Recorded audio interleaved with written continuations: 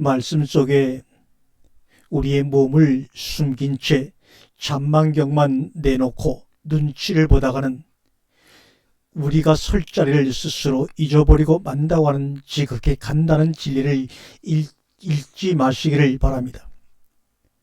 주님께서 광야의 시험을 당할 때 너희는 떡으로만 살지 말고 우리가 떡을 먹음으로 말미암아 우리 몸을 움직여서 삶을 살아냅니다. 그런데 이제는 떡으로만 살지 말고 하나님의 말씀으로도 살아라. 이게 무슨 말입니까? 그동안에 육신의 떡을 가지고 그 힘을 의지해서 너희 몸을 움직여 살았지만 이제는 하나님의 말씀을 양식으로 먹음으로 말미암아 그 양식의 힘으로 너희 몸을 순종의 자리에까지 끌고 가라 이 말입니다. 우리는 예수를 믿고 말씀을 듣고 은혜를 받으면서 은혜를 많이 받으면 받을수록 그 말씀을 양식으로 먹었다면 그 양식의 힘으로 우리의 의존에 상관없이 우리의 몸을 끌고 갈 것입니다. 그 자리가 아무리 힘들고 고통스러운 광야의 자리를 할지라도 우리는 그 말씀의 양식이 끄는 대로 우리의 몸이 따라가 순종할 것입니다. 그래서 우리의 삶의 순간순간에 피와 땀을 더하여 정말 우리의 삶을 살아내는 것입니다. 육신으로 왜 양식만 먹고 살던 몸이 하나님의 양식을 먹음으로 말미암아 몸이 살아냅니다. 눈에 보이는 사람들의 눈으로는 육신의 떡으로만 몸이 움직이는 것이나 하나님의 생명의 양식을 먹고 움직이는 것이나 움직이는 것은 똑같이 보일지 모릅니다. 그러나 결과는 다르게 되는 것이죠. 과거에 내가 했던 노동, 내가 했던 직업, 내가 했던 모든 일들이 이제는 하나님의 말씀을 양식으로 먹음으로 말미암아 그 말씀이 나를 끌고 가게 변함없이 같은 장소에서 같은 시간을 그 일을 감당할다 할지라도 내 마음에서 우러나오는 기쁨과 감사를 주체할 수가 없는 것입니다. 육신의 떡으로만 먹고 그 일을 감당할 때는 고통이요 절망이요 좌절이었지만 하나님의 양식을 밥으로 먹고 그 몸이 움직임을 당할 때에는 같은 일이요 어떤 것도 변화하지 않았지만 그 장소에서 하나님의 나라로 변화가 되어 있는 나의 삶의 전부를 경험할 수가 있습니다. I am that I am. 이것을 우리나라 성경에는 나는 스스로 있는 자다. 이 말이 바로 여호와라는 뜻입니다. 이렇게 번역했습니다. 그러나 조금만 본다면 그렇게 번역은 잘못된 번역이죠. I am that I am은 삼형식, 이형식입니다. I가 주어고 am이 동사요. 그 다음에 that이가 보어입니다. 그러면 나는 무엇이다 이런 말입니다. 그런데 보어가 뭡니까? that I am. 나는 무엇인데 나는 나야 이 말입니다. 그러므로 나는 나야, 나다 이렇게 번역하는 것이 맞죠. 그러면 나는 나다라고 하는 그 나는 뭐냐? I am with you. 나는 너와 함께하는 나다.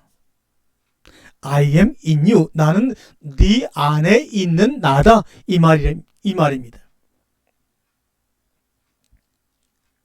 I의 존재 의미는 하나님이 나는 나라고 스스로 I am that I am, everywhere, I shall everywhere라고 출애굽기 3장 14절에서 말씀한 이유는 뭡니까?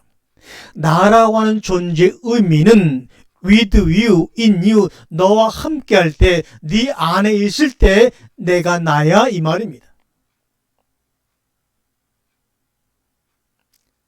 로마의 철학자 키케르는 분노를 다스리는 법이라는 그의 에세이에서 내가 죽여버리고 싶은 사람을 굳이 죽이지 않아도 자연이 알아서 죽인다라고 했습니다.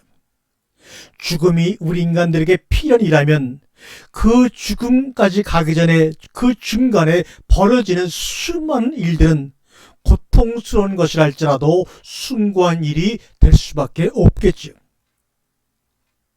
프랑스란 나라는 요리사를 변호사나 의사 같은 지식 노동자 또는 전문가로 인정해준 첫 번째 나라입니다. 그들에게 요리는 생활의 일부가 아닌 학문이나 조금 과장해서 말하면 종교와 같습니다. 그들은 요리를 전문 분야로 독립시켜 예술의 한 장르로 만든 나라입니다. 성경도 활자로 전해지는 그 내용물을 떡이야 만나야 양식이라고 분명히 거듭거듭 천명하고 있습니다. 십계명하고 이름지는 두 진급한 언약의 말씀을 설명해서 이게 뭐야 만후 만나라는 양식을 하늘에서 내려주셨습니다. 내가 너희들에게 온 하늘의 양식이라는 것을 이해시키기 위해서 오병의 기적을 그 앞서 베푸셨던 주님의 마음을 인간들은 한 명도 깨닫지를 못했습니다. 성경도 하얀 종이에 검정색으로 인쇄가 된 그 내용물을 이것은 떡이야, 이것은 만나야, 이것은 양식이야, 이것은 밥이야 라고 천명하면서 나는 하늘로서 내려온 양식이야, 너희의 밥이야 라고 하는 주님의 말씀을 여러분 거듭거듭 깨닫고 그 양식을 만나게 드시기를 바랍니다. 세상의 거의 모든 언어에는 색깔을 표현하는 단어는 참으로 많습니다. 그런데 맛을 표현하는 단어는 굉장히 부족하죠.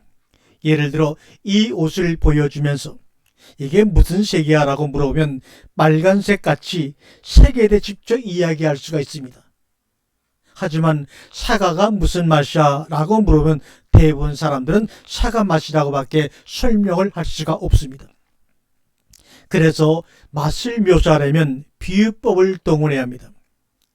이때 대부분 시적 묘사가 동원되죠. 예를 들면 오이의 맛을 마치 시골의 숲 공기를 이빨로 굴리는 것 같다라든지 토마토의 맛을 태양과 대지의 맛을 믹서기에 갈아 넣은 것 같다는 식으로 표현하는 방법을 배운다고 합니다. 프랑스 어린 아이들은 어릴 때부터요. 성경은 맛의 이야기입니다. 하늘에서 내려오는 그 양식에 대한 이야기가 바로 성경의 이야기입니다. 다양한 맛으로 표현하고 있지만 우리는 사과 맛이 뭐야 하면 사과 맛이라고 하는 것처럼 그 맛을 알지를 못합니다. 수천 년 동안 그 하늘의 양식을 법으로 지키려고만 했던 인간의 고정의식이 하늘의 양식의 그 맛을 다 잊어버리고 말았습니다. 프랑스의 시인 폴 크로텔은 이렇게 말했습니다. 와인은 세 가지 성창식이다 이 말입니다. 이렇게 말했습니다. 프랑스의 말 코미뇽이라고 하는 이 성창식이라는 말은 원래는 하나가 되다 이런 말입니다. 그러므로 그들이 와인을 마심으로 함께 있던 그 모든 사람들이 하나가 된다는 뜻으로 크로텔은 와인은 세 가지의 성찬식이다라고 얘기합니다. 그러면 어떤 것 세 가지가 하나로 엮어지는가? 내가 태어난 땅과 나를 하나로 만들어주는 성찬식, 예수와 내가 하나가 되는 성찬식, 하늘과 땅을 하나로 만들어주는 성찬식. 그들은 와인을 맛볼 때는 자기 스스로와 하나가 되는 성찬식을 갖는다고 합니다. 우리는 의외에도 자기 스스로와 하나가 되지 못하는 경우가 많습니다. 다만 우리가 그것을 인식하지 못하고 있을 뿐입니다. 남과 이야기를 하면서 다른 사람과 하나가 되는 성찬식, 나와 너가 하나가 되는 성찬식, 이것이 바로 하늘로서 내려오신 생명의 양식 되시는 그 예수 그리스도를 먹을 때 일어나는 신비요 기적이요 비밀입니다. 방금 말씀드렸지만 성찬식으로 번역한 단어는 프랑스어로 코미뇽인데 이 단어의 의미는 원래 하나가 되다입니다. 예수의 몸을 피와 빵과 와인으로 받아들여 내 몸과 합치는 행위를 말할 때 성찬식 코미뇽이라고 합니다. 내가 태어난 땅과 하나가 되는 종교 행위라 이 말입니다. 한번 얘기를 곁길로 나가 볼까요? 세계 유명한 레스토랑을 대상으로 별점을 매기는, 여러분도 너무나 잘 알고 있는 미슐랭 가이드라는 잡지가 있습니다. 이 미슐랭 가이드 실린 이 식당을 한번, 레스토랑을 한번 찾아가 보는 것은 온 세계 미식가들의 꿈입니다. 그런데 이 미슐랭이란 이름은 원래 음식과는 전혀 상관이 없는 프랑스 타이어 회사라는 사실은 여러분 알고 있는지요? 프랑스는 승용차라는 것 자체가 여러 동네의 음식 맛을 보기 위한 도구로서 마케팅이 시작되었기 때문입니다. 1889년 프랑스 중부의 크레르몽 페랑에서 앙드레와 에두아르 미슐랭 형제는 미슐랭 타이어 회사를 지었습니다. 하지만 1900년도 당시까지만 해도 프랑스 내 자동차 대수는 전체가 3,000여 대에 불과했습니다. 또한 도로 여건이 열악해서 운전이 큰 모험으로 여겨져 타이어 판매가 부진했죠. 그래서 미슐랭 형제는 타이어 판매 촉진을 위해 타이어를 교체하는 방법, 주유소의 위치, 여행집의 맛집, 숙박시설 같은 정보를 담은 여행 책자를 만들어 운전자들에게 무료로 배포하기 시작했습니다. 그들에게 자동차 용도란 타이어로 땅을 느끼고, 눈으로 경치를 보면서 코로 냄새를 맡고, 마침내 그 땅에서 나온 농산물을 먹는 것이라는 마케팅을 했습니다. 그런데 이 미슐랭 타이어 회사가 만든 가이드북의 인기는 나날이 높아져 이 책에 제공하는 정보에 의존하는 사람이 늘자 아예 미슐랭 회사는 별도의 직원을 고용해 각지에 있는 레스토랑의 요리와 청결 상태 등을 꼼꼼히 조사한 결과로 별점을 매기고 이를 가이드북에 소개하기 시작했습니다. 이 책에 등재된 레스토랑들은 여행객들에게 인기를 끌었고, 당연히 레스토랑 사장들은 가이드북에 자기 식당을 싣기 위한 경쟁이 시작되었습니다. 왜요? 그 잡지에만 실리가 나면 세계적인 레스토랑으로 인정받는 것이 되기 때문입니다. 미슐랭 타이어사의 가이드북은 이렇게 오늘날 세계적으로 고급 레스토랑들이 앞다투어 개조되고 싶어하는 미식가들의 바이블로 자리 잡게 되었던 것입니다. 여러분, 깨달음이라 하는 것, 이 하나님의 말씀은 법이 아니라 밥이구나. 주님이 물고기 5마리와 보리떡 2개로 오병이의 기적을 행했던 것은 바로 자신이 우리에게 밥이라는 것을 깨달게 해주기 위한 하나의 표적이구나 하는 그 깨달음. 그 깨달음은 머리에서 일어나는 것이 아니라 마음속에서 일어난다는 것을 인지해야 합니다. 왜요? 우리가 먹은 모든 양식은 우리의 뱃속에서 소화되고 흡수되어서 우리에게 새로운 힘을 주는 것입니다. 인간에게는 2개의 뇌가 있다고 합니다. 머릿속의 뇌와 장에 있는 뇌라고 합니다. 또 마음은 인간이 생각하는 것으로 알고 있습니다. 그렇다면 생각은 나 혼자만 하는 것이 아니지 않을까 생각을 해봅니다. 마음은 내 마음대로 할 수 없는 플러스 무언가가 있습니다. 그래서 우리는 내 마음대로가 아니라 우리 마음을 회복해야 합니다. 그래서 하나님 창세기 1장 26절에 내가 사람을 만들고라고 하지 않고 우리가 우리의 모양대로 우리의 형상을 따라 사람을 만들자, 그렇게 말씀하고 있습니다. 여러분, 우리는 때로는 우리가 책임질 필요가 없는 남의 이야기에 대해서는 그 덕담이 참으로 풍성합니다. 저 아이는 대통령감이야, 장군감이야, 재벌감이야, 박사감, 이런 수준에 해당되지 않는 아기는 아무도 없습니다. 그러나 아무도 예수를 아주 잘 믿는 이들조차도 이 아기가, 당신의 아기가 예수님을 닮기를 원합니다라고 하게 되면 아무도 그 말을 원치 않습니다. 만일 남의 아기를 보고서 너 앞으로 예수님처럼 살아라 하면 덕담이 아니라 악담이 될지도 모르겠습니다. 우리는 어쩌면 남의 아기는 몰라도 내 아기만은 예수님처럼 살까봐 두려워하고 있는지도 모르겠습니다. 그래서 타고난 아기 예수의 천진성이 꽃피기 전에 잘라버리려고 작심들을 합니다. 주일학교에 그렇게 열심히 보내는 성도들조차도 말입니다. 아마 그들은 의식하고 있지는 못하겠죠. 예를 들면 얻어맞는 아이가 될까봐 먼저 때리기를 부추기고 행여 말석에 앉는 아이가 될까봐 양보보다는 정치를 가르치고 머리가 될 정정 꼬리가 되지 말게 하옵시거라고 얼마나 많은 부모와 목사가 이런 기도를 아이들 머리에 손을 얹고 기도해 왔습니까? 그러니 당연히 이 땅에 예수님을 닮은 아이들이 성장할 풍토가 가정이나 교회 안에 있을 수가 있겠습니까?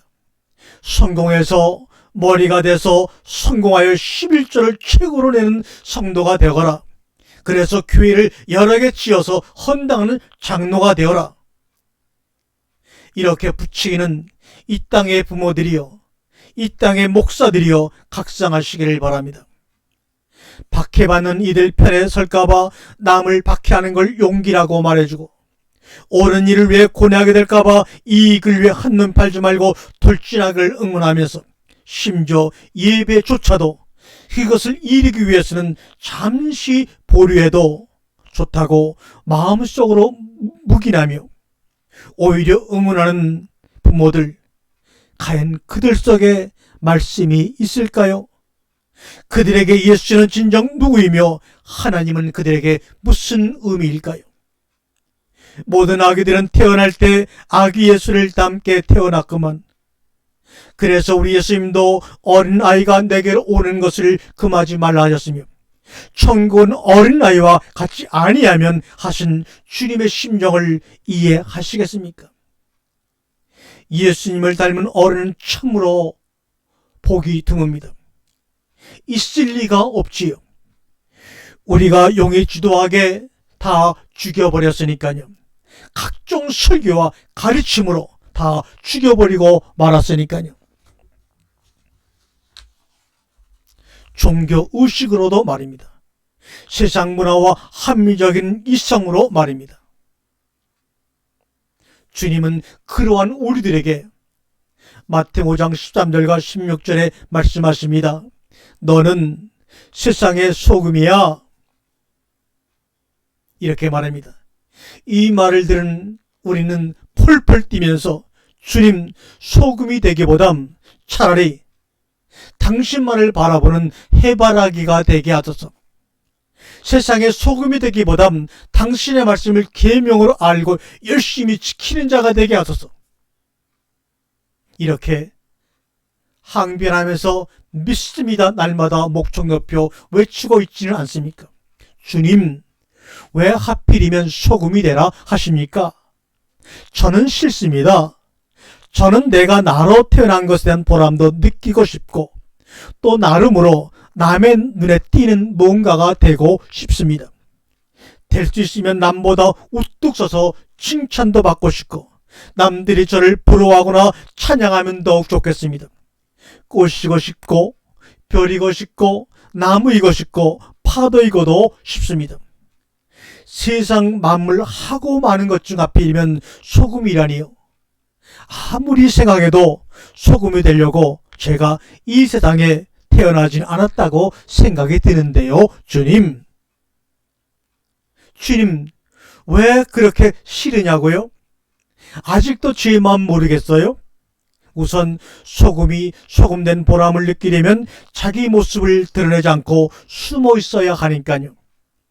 모습이 드러나 소금 버케라도 앉아보세요. 다들 그 음식은 먹어보지도 않고 맛없다고 얼굴을 찡그릴 것입니다.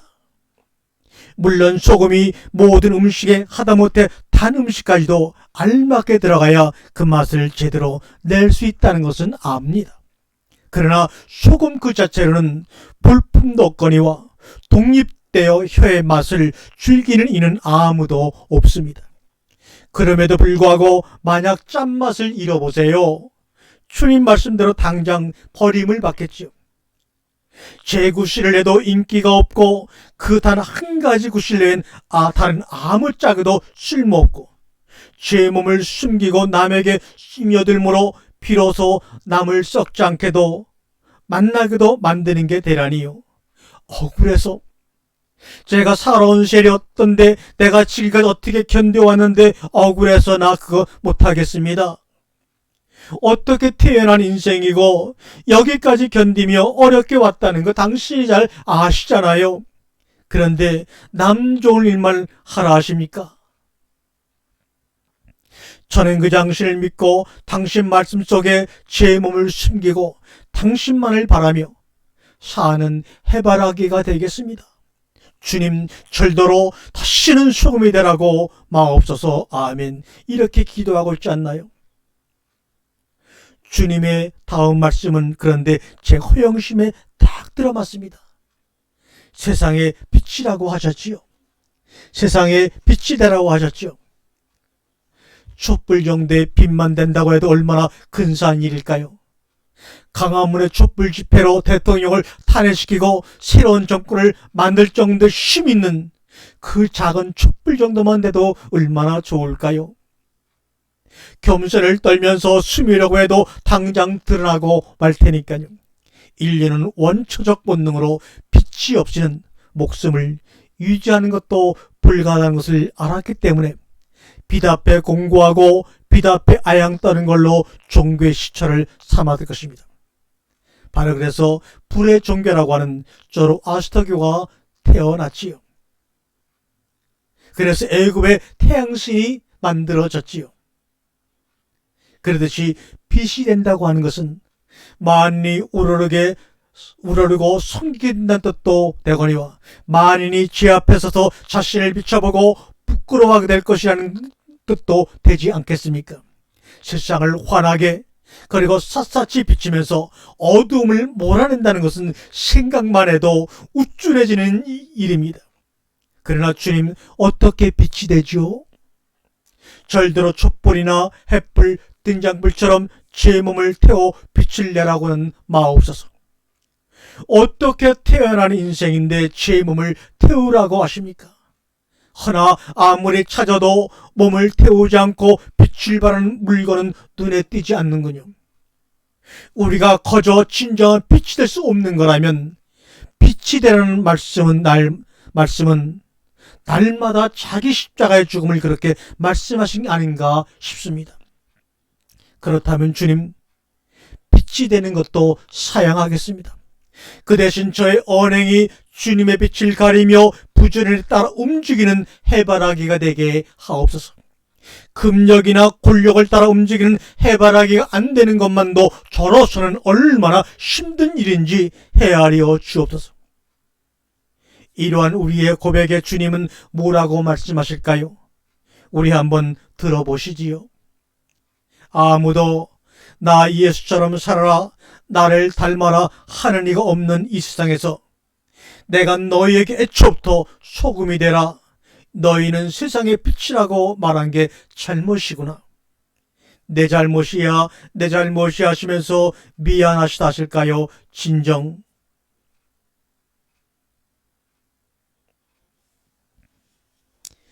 여러분에게 한 사람을 소개합니다.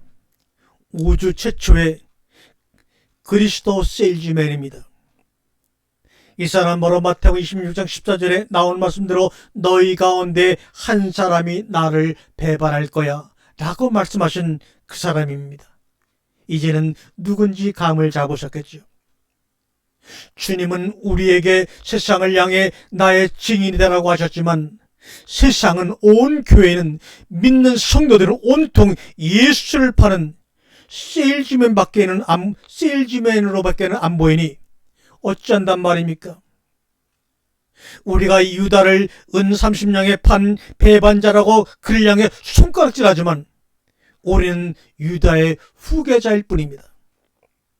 유다라면 천하의 못을 배반자라는데 아무도 의의가 없을 것입니다. 예수님마저도 그가 얼마나 괘씸했으면 그런 배반자는 차라리 이 세상에 태어나지 않았으면 좋았을 것을 하는 심한 말씀으로 개탄을 하지 않으셨습니까? 그러나 당신이 십자가에 못 박힌 후 2000년 동안 어마어마하게 번성한 것은 바로 그 유다의 후손들이 아닐까요? 유다는 당신을 팔아먹을 수 있다는 당신의 상업적 가치에 눈뜬 최초의 크리스트 세일즈맨이었습니다. 유다가 당신의 육신을 은전 30입에 팔아먹은 후 오늘날까지 장장 2000년 동안 당신에 관한 온갖 것을 사고 파는 기업은 불황을 모르는 기업으로 성장 발달해 왔습니다. 이 세상에 성경 말고 2000년 동안이나 변함없이 베스트셀러 자리를 누릴 수가 있는 책이 어디 있습니까? 기존의 판이 잘 안 팔리면 약간의 내용이나 외관만 바꾸어 표준어 성경이니 새 성경이니 쉬운 성경이니 공동 번역이니 하면서 수십 종류의 이름으로 발간되지 않았습니까? 찬송가도 마찬가지지요. 잘 사용하고 있는 찬송가를 장수를 혼합해버려서 새 찬송가로 만들어 팔아먹는 재주꾼 종교인들. 당신의 모습을 본뜬 온갖 예술품, 가짜 예수 추상화를 비롯해서 말이죠. 목에 거는 십자가를 비롯해서 말이죠. 당신을 예배하기 위한 건축물들은 당대 예술가를 먹여 살렸을 뿐만 아니라 오늘날엔 값을 매길 수도 없는 관광자원이 되어 유럽 여러 나라의 주요 수요원이 되고 말았지요. 그들에 비해 당신을 받아들인 역사는 미천하지만 우리도 당신을 사고 파는 데는 그 어느 나라의 뒤질세라 적극적이고 그악스럽기까지 한 것을 고백합니다. 그 예를 들자면 당신의 말씀을 각각 자기 좋은 대로 해석하여 분파를 만들고 또 신자를 확보하고 신자 머릿수에 비례하여 권리금을 받고 팔아넘기는 교회, 시설비를 적당한 명분으로 받고 넘기는 교회도 당신의 유관 사업이 아닐런지요. 교회를 매매나 임대할 때 세우는 카피를 보게 되면 부끄럽고 초라하기까지 합니다. 교회가 부흥되어 확장 이전에 나감으로 임대를 합니다. 다른 사역지나 선교지로 떠나기 때문에 교회를 임대합니다. 담임 목사님 은퇴비로 쓰려고 교회를 매매합니다. 참으로 망신스럽게 그지없는 일들을 공견하게 광고로 내걸고 교회를 팔기를 원하고 교회를 임대를 하길 원합니다. 그러면 그동안의 그들의 목회는 하나님 위한 것이 아니죠. 자기 것이었던 것을 다시 팔고 매매하겠다는 것 아닙니까? 이와 같은 내용들을 보면 그 수법에 있어서도 비슷한 내용의 상품을 포장만 바꾸는 상업주의적인 신제품 개발과 다르지 않습니까? 어디 그뿐이겠습니까? 당신이 태어난 그 기쁜 날, 당신이 벌하신 그 거룩한 날을 귀한 축제의 분위기와 급조한 이웃사랑은 박앤셀의 소용돌이와 또 뭐가 다릅니까? 나와 이 방송을 듣는 당신은 예수님을 은서른 양에 팔아넘긴 유다의 후손이 아닌가요? 적어도 주일마다 교회 출석을 거르지 않고 나갔으니까 나야 큰 재난을 당하지 않겠지 하고 바라거나 수입액의 10분의 1을 꼬박꼬박 11조 했으니 언제고 목사님 말 따나 몇 곱으로 운정 100배로 받을 날이 있겠거니 은근히 기다리는 평범한 사람의 가장 소박한 믿음도 실은 신자의 마음이라기보다는 제품의 쓸모가 소문난 대로인가 아닌가 시험해보려는 소비자의 마음에 더 가까운 것은 아닐까요? 이것을 강하게 부추기는 이가 목사들이 아닌가요? 도대체 누구를 위해서 그렇게 부추기고 장단을 주십니까? 그러나 예수님은 당신은 그렇게 왕성하게 거래되고 흥청망청 소비되었음에도 불구하고 결코 소모되거나 고갈됨이 없으신 분입니다. 그건 유다가 은전 30입에 팔아넘긴 게 인간의 한계인 당신의 육신일 뿐 당신의 신성은 아니었다는 것과 마찬가지입니다. 당신은 안 계신 데가 없으니 소비자가 원하면 상품 속에도 계시리라 믿습니다. 그러나 당신은 영원히 소비되거나 고갈됨이 없으시다는 걸 믿을 수 있는 까닭은 거래되지 않는 곳에서 생생하게 느낄 수 있는 당신의 현존 때문입니다.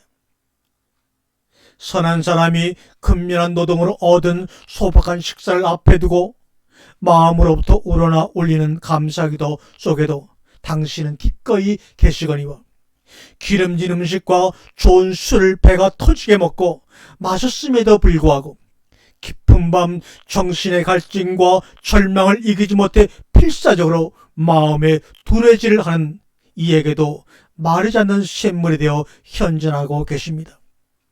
이 세상에서 회개하는 죄인, 애통해하는 애미, 박해받는 의인, 신음하는 병자, 술 파는 선한 이가 아주 없어지지 않는 한 당신은 줄기차게 부활하시어 그들 가운데 계시리라고 믿습니다. 주님, 당신을 사고 파는 데만 이골이난 이들도 불쌍히 여겨 주옵소서. 교회를 자식들에게 물려주겠다고 온갖 협박과 근거 없는 이유를 들어 용쓰는 가짜 종들을 불쌍히 여겨 주시옵소서. 나는 그래도 교회를 사고 팔고만 했지 물려주지 않았다고 교회를 물려주는 가짜 목사들을 보고 손가락질하는 목사들도 불쌍히 여기소서. 주님 눈에는 그들도 한 부류가 아닐런지요. 아름다운 열매가 진정 생명 있는 열매였다면 스스로의 흔적을 남기기보다는 수많은 열매를 맺을 수 있는 나무로 변신하기를 바랄 것입니다. 예수님의 삶도 아름다운 꽃이나 열매로 남아 계시지 않았습니다. 십자가의 나무로 변신하여 우리 속에 씨로 심겨져 있습니다. 그 나무는 선악을 알게 하는 나무와 생명나무가 하나가 된 십자가 나무입니다. 그것이 바로 창세기 1장에 나오는 씨 가진 열매 맺는 나무지요. 그것이 이제는 우리 속에 심겨져 우리 뱃속에서 넘쳐나는 생명수를 공급받아 날마다 자라 열매 맺고 있죠. 남에게 먹히는 그 순간을 기다리며 기쁜 마음으로 말입니다. 이거 창세기 1장의 이야기이지요. 계시록의 이야기가 아닐런지요. 알파와 오메가의 이야기가 다름 아니죠. 바로 씨와 꽃과 나무 이야기입니다. 예수님은 흔적도 없이 무덤을 비웠습니다. 인정을 초월해 모든 민족 가운데 살아계시기 위해, 시간을 초월해 세상 종말까지 계시기 위해선 그럴 수밖에 없었습니다. 내가 세상 끝날까지 항상 너희와 있겠다가 그분이 제자들을 통해 우리에게 하신 언약입니다. 그분은 약속을 지키셨습니다. 그분은 지금도 우리 가운데 살아 계십니다. 그분의 현존을 느끼는 건 우리가 사는 보람이기도 하고 목적이기도 합니다. 그러나 이 타락한 세상에서 그분의 현존을 느낀다는 건 고통이기도 합니다. 그래 종종 그분을 부인하고 싶은 유혹을 느끼지만 그분을 부정하고 나면 이 세상의 무의미성과 사람이 버러지처럼 비천해지는데 그만 솟구나치고 놀라고 맙니다. 왜 그 악명 높은 아우슈비츠에서조차 예수님의 현존을 증명한 사람이 있었는지 조금은 알 것 같네요, 주님. 성경 첫 장에 자주 반복되어 나오는 하나님께서 보시기에 참 좋았다. 나는 창조의 현장에 동참하고 있는 것 같은 기쁨의 깨달음을, 성경 첫 장을, 창세기 1장을 인생 60년을 넘게 살고서야 이해하더니 참으로 저는 지지나입니다. 그러나 이런 늦은 깨달음이나마 제 힘으로 얻은 게 아니라는 생각으로 감사의 고백을 드립니다. 이 체험이야말로 삼위일체의 기쁨이 아닐런지요. 이건 바로 저의 성령 체험이고 성령은 저에게 가장 맞는 방법으로 오셨다는 것을 저는 믿습니다. 물이 대양에는 끝없이 항아리에는 항아리 모양으로 종지에는 종지 모양으로 담기듯 성령도 사람에 따라 그 사람에 맞게 각양각색으로 임하는 게 아닐까요? 그게 약속을 주신 하늘의 무지개가 아닐까요? 바로 우리가 바로 그 무지개입니다. 내가 이렇게 성령을 체험했으니 이렇게 하면 받는다는 이런 얘기도 없어졌으면 합니다. 아멘.